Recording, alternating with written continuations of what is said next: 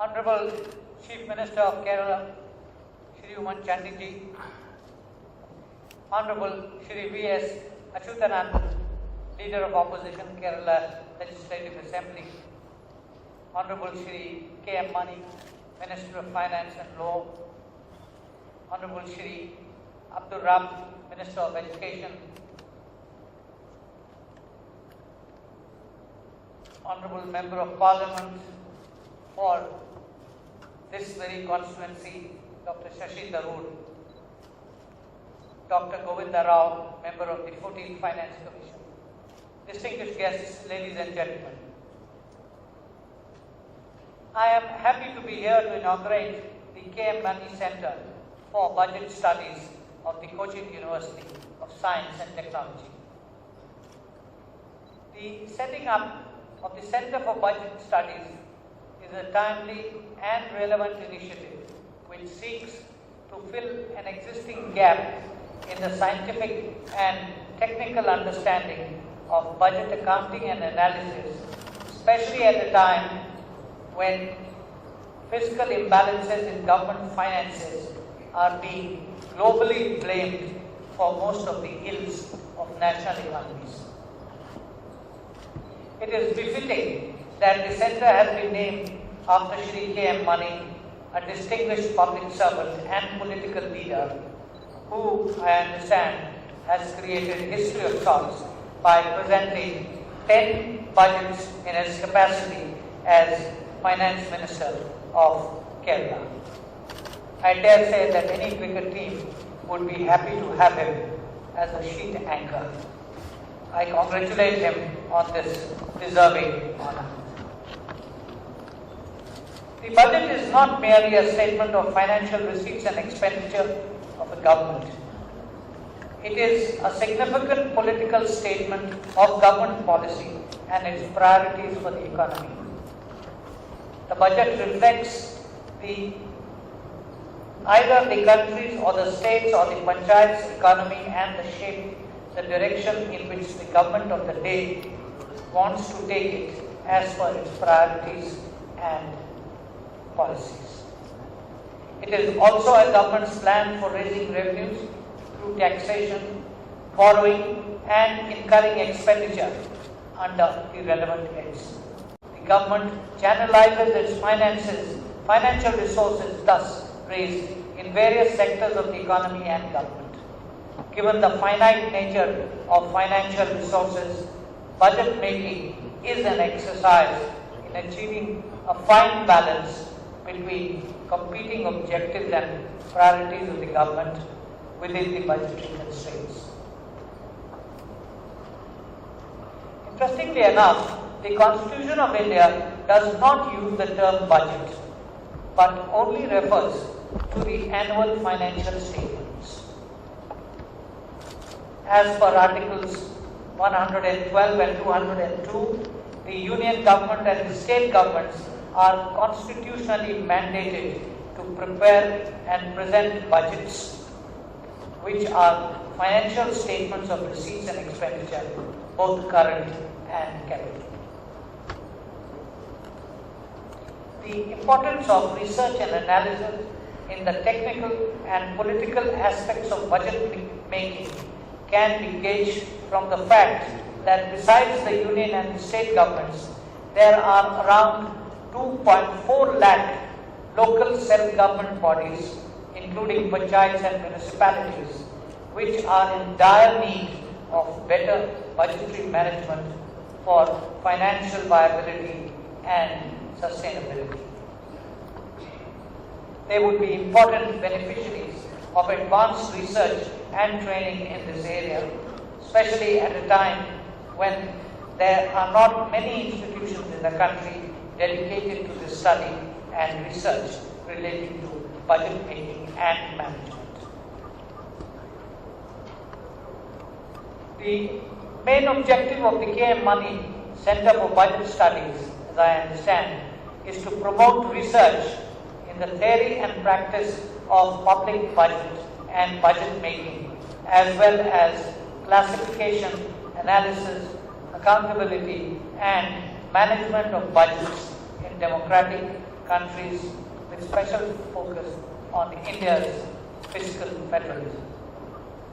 In due course, the Centre would also endeavour to start a postgraduate course in budget and budget management. The significance of the Centre is further evident from some of the thrust areas for study it proposes to undertake. 1. Local government budgeting with focus on Kerala. 2. State, sub-state level fiscal relations. 3. Establishing an archive of Travancore, Kochi and Kerala budgets from the year 1957-58 till the present day. 4. Instituting a long-term project on the political economy of budgets and budget making in Kerala. 5. To create a cadre of experts in budget and budget making. 6. Establishment of a state budgetary observatory which provides detailed findings of studies and research concerning the state and local finances of Kerala. 7. Organizing various programs and seminars and public lectures to create public awareness. And 8. Publishing books, reports, working papers, occasional papers, newspapers, etc. on the subject. The Centre opens a whole range of opportunities for learning and research in the area of budget studies.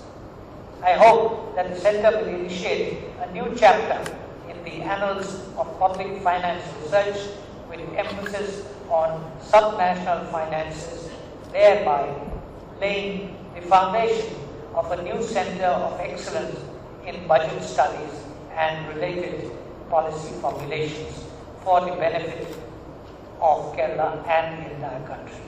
And above all, I do hope that the Centre would help the concerned citizen get over the mysteries of budget making, budget reading, to understand more thoroughly what the exercise is all about. I congratulate Cochin University of Science and Technology and the Government of Kerala for this excellent initiative and wish the Centre and all those related with it all the best for a bright, fruitful and enlightening future. Jai Hind. Honorable Vice President of India, C.M. Amit Ansari,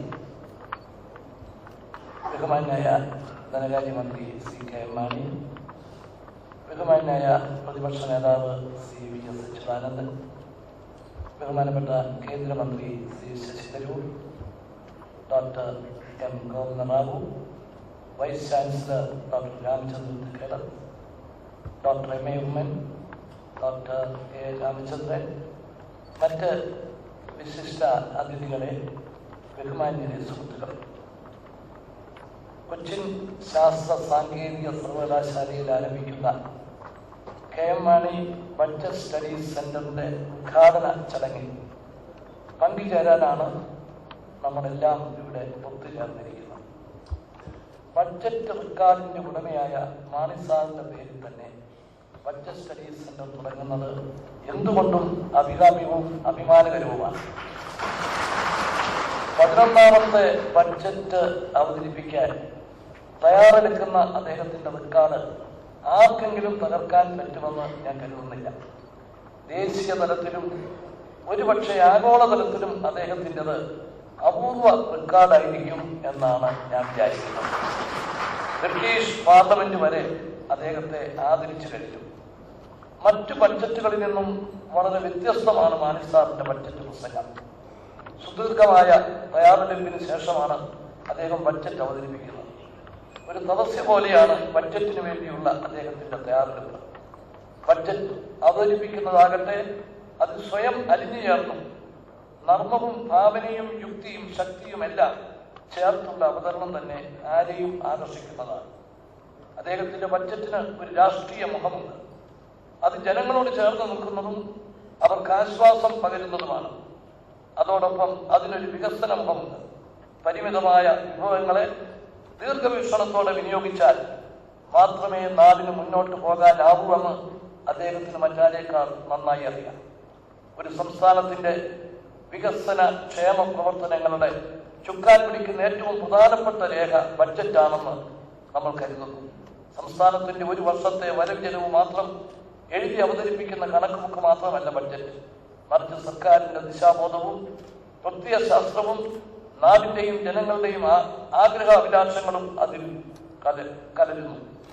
സംസ്ഥാനത്തെ ഭരണം, വികസനം, ക്ഷേമ പ്രവർത്തനങ്ങൾ എന്നിവ നടപ്പാക്കുന്നതിൽ സംസ്ഥാന ബഡ്ജറ്റിന് സുപ്രധാന പങ്കാണ്. സർക്കാർ വകുപ്പുകളുടെയും തദ്ദേശ സ്വയംഭരണ സ്ഥാപനങ്ങളുടെയും വാർഷിക പദ്ധതി നടപ്പാക്കുന്നതും കേന്ദ്രാവിഷ്കൃത പദ്ധതികളുടെ സംസ്ഥാന വിഹിതം അടയ്ക്കുന്നതും ബഡ്ജറ്റിലൂടെയാണ്. ക്ഷേമ പെൻഷനുകൾ, ക്ഷേമ പദ്ധതികൾ, കമ്പോള ഇടപെടലുകൾ, കാർഷിക ഉൽപ്പന്നങ്ങളുടെ വിലയിടിവ് തടയാനുള്ള നടപടികൾ, ദുരിതാശ്വാസ സഹായങ്ങൾ, സാമ്പത്തിക ഉത്തേജക പാക്കേജുകൾ തുടങ്ങി അതാത് കാലത്ത് നാടിന്റെ ഒട്ടുമിക്ക മേഖലകളെയും സ്പർശിക്കുന്നതാണ് ബഡ്ജറ്റ്. കേരളത്തെ ഒരു വികസിത ക്ഷേമ സംസ്ഥാനമായി പരിവർത്തനം ചെയ്യുന്നതിൽ 57 ധനമന്ത്രി ശ്രീ അച്യുതമേനോൻ അവതരിപ്പിച്ച കന്നി ബഡ്ജറ്റ് മുതൽ 2012 ശ്രീ KM മാണി അവതരിപ്പിച്ച ബഡ്ജറ്റ് വരെയുള്ള ബഡ്ജറ്റുകൾ പ്രധാനപ്പെട്ട പങ്കുവഹിച്ചിട്ടുണ്ട്. ഐക്യകേരളത്തിൻ്റെതായി 57 അവതരിപ്പിച്ച ആദ്യത്തെ ബഡ്ജറ്റിൽ 2790 കോടി രൂപയായിരുന്നു റവന്യൂ വരുമാനം. 55 വർഷം കഴിഞ്ഞപ്പോൾ 2012 നമ്മുടെ റവന്യൂ വരുമാനം 48,120 കോടിയായി. അന്ന് മൂലധന നിക്ഷേപം 57 852 കോടിയായിരുന്നത് ഇപ്പോൾ 6,534 കോടിയിലെത്തി. അതായത് റവന്യൂ വരുമാനം ഏതാണ്ട് 17 മടങ്ങ് വർദ്ധിച്ചിട്ടും മൂലധന നിക്ഷേപം വെറും 7.5 മടങ്ങാണ് വർദ്ധിച്ചത്. കേരളം നേരിടുന്ന സാമ്പത്തിക വികസന പ്രതിസന്ധിയും ഇത് തന്നെ. ഇപ്പോഴത്തെ ഏറ്റവും വലിയ പ്രശ്നം സംസ്ഥാനത്തിന്റെയും ജനങ്ങളുടെയും ആഗ്രഹ അഭിലാഷങ്ങളിൽ ഒരു കുന്നുപോലെ കൂടുന്നു. ആ ലക്ഷ്യത്തിനെത്താനുള്ള വിഭവങ്ങൾ നമ്മുടെ കയ്യിൽ കുറവാണ്. ശമ്പളവും പെൻഷനും പലിശയും അടച്ചു കഴിയുമ്പോൾ മൂലധന ചെലവിന് നമ്മുടെ പക്കൽ കാര്യമായി ഒന്നും അവശേഷിക്കുന്നില്ല. അത് വെച്ച് വേണം നമുക്ക് 4000 കോടി രൂപ ചെലവ് വരുന്ന കൊച്ചി മെട്രോ റെയിൽ മുതൽ അംഗനവാടി ആയമാരുടെ വേതനം വരെ കൈകാര്യം ചെയ്യേണ്ടത്. സാമ്പത്തിക വളർച്ച ഉണ്ടായില്ലെങ്കിൽ, സർക്കാരിന്റെ കയ്യിൽ പണമില്ലെങ്കിൽ കാലക്രമേണ സർക്കാരിന് എല്ലാ മേഖലകളിൽ നിന്നും പിന്മാറേണ്ടി വരും. വികസന പ്രവർത്തനങ്ങളിൽ നിന്ന് മാത്രമല്ല, ക്ഷേമ പ്രവർത്തനങ്ങളിൽ നിന്ന് വരെ പിൻവലിയേണ്ട സാഹചര്യം വിദൂര ഭാവിയിൽ ഉണ്ടാകാം. സർക്കാരിന്റെ നേതൃത്വത്തിലല്ലാതെ ഒരു ക്ഷേമരാഷ്ട്രം കെട്ടിപ്പടുക്കാനാവില്ല എന്ന് നിരവധി രാജ്യങ്ങളിലുണ്ടായ സംഭവങ്ങൾ നമ്മെ ഓർമ്മപ്പെടുത്തുന്നു. ഈ പശ്ചാത്തലത്തിൽ ബഡ്ജറ്റിനെ വികസന ക്ഷേമ പ്രവർത്തനങ്ങളുടെ യഥാർത്ഥ വാഹനമാക്കി മാറ്റണമെങ്കിൽ ബഡ്ജറ്റ് എന്നാൽ വരവ് ചെലവ് കണക്കെന്ന സങ്കല്പം പൊളിച്ചു പണിയേണ്ടി വരും. സർക്കാരിന് കൃത്യമായ ദിശാബോധവും ലക്ഷ്യത്തിലേക്ക് എങ്ങനെ എത്തിച്ചേരാമെന്ന് വ്യക്തമായ പദ്ധതിയും ഉണ്ടാകണം. സർക്കാരിന്റെ പക്കലുള്ള വിഭവങ്ങൾ വർദ്ധിപ്പിക്കാനാണ് കഴിഞ്ഞ ബഡ്ജറ്റിൽ മാണി സാർ സർക്കാർ മൂലധന നിക്ഷേപ വർധനയും പൊതു സ്വകാര്യ പങ്കാളിത്തവും പ്രഖ്യാപിച്ചത്. വിദ്യാഭ്യാസ ആരോഗ്യ മേഖലകളിലൂടെ സംസ്ഥാനം പുതിയൊരു വികസന മോഡൽ സൃഷ്ടിച്ചപ്പോൾ അടിസ്ഥാന സൗകര്യ മേഖലയെ വിസ്മരിച്ചത് മൂലം നാം കൈവരിച്ച നേട്ടങ്ങൾ നിലനിർത്താനോ വികസന രംഗത്തേറെ മുന്നോട്ട് പോകാനോ വല്ലാതെ ബുദ്ധിമുട്ടുന്നു. കൂടുതൽ അടിസ്ഥാന സൗകര്യങ്ങൾ, എല്ലാ മേഖലകളിൽ നിന്നും നിക്ഷേപങ്ങൾ, അതിലൂടെ സാമ്പത്തിക വളർച്ചയും തൊഴിലും, കൂടുതൽ പേരിലേക്ക് സുരക്ഷിതത്വത്തിന്റെ വലയം, ഇതാണ് സർക്കാർ ലക്ഷ്യമിടുന്നത്.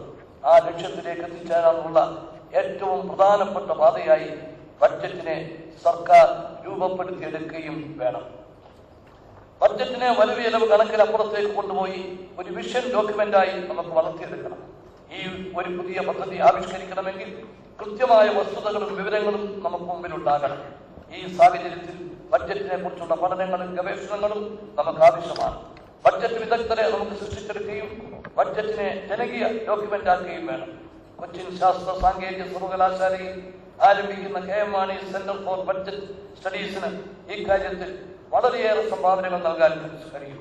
ബഡ്ജറ്റിനെ കുറിച്ച് പഠിക്കാൻ ദേശീയ തലത്തിൽ പോലും വിരലിൽ എണ്ണാവുന്ന സ്ഥാപനങ്ങൾ ഉള്ളപ്പോഴാണ് കേരളം ഇക്കാര്യത്തിൽ ഈ നേട്ടം കൈവരിച്ചിരിക്കുന്നത്.